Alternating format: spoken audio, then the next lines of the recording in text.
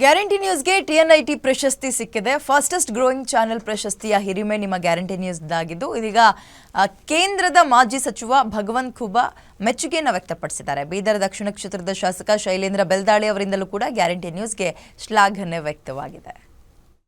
Guarantee ನ್ಯೂಸ್ಗೆ ದಕ್ಷಿಣ ಭಾರತದ TNTIನ ಪ್ರತಿಷ್ಠಿತ ಪ್ರಶಸ್ತಿಯನ್ನ ಗ್ಯಾರಂಟಿ ನ್ಯೂಸ್ ಅತಿ ವೇಗದಲ್ಲಿ ಬೆಳೆದಿರುವುದನ್ನು ಗಮನಕ್ಕೆ ತಗೊಂಡು ಪ್ರಶಸ್ತಿಯನ್ನು ಕೊಟ್ಟಿರುವುದಕ್ಕೆ ಗ್ಯಾರಂಟಿ ನ್ಯೂಸಿನ ಆಡಳಿತ ಮಂಡಳಿಗೆ, ಸಿಬ್ಬಂದಿಗಳಿಗೆ, ವೀಕ್ಷಕರಿಗೆ ನನ್ನ ಹೃತ್ಪೂರ್ವಕವಾದಂಥ ಅಭಿನಂದನೆಗಳನ್ನು.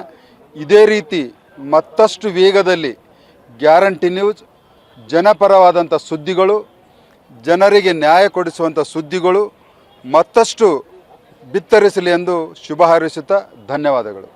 ಸೌತ್ ಇಂಡಿಯಾ ಮೀಡಿಯಾಲಿಂದ ಏನಿವಾಗ ರಾಧಾ ಹಿರೇಗೌಡರು ಸಹೋದರಿಯವರ ನೇತೃತ್ವದಲ್ಲಿ ಏನು ಚಾನಲ್ ಆಗಿದೆ, ಫಾಸ್ಟೆಸ್ಟ್ ಗ್ರೋಯಿಂಗ್ ಆಗಿದೆ.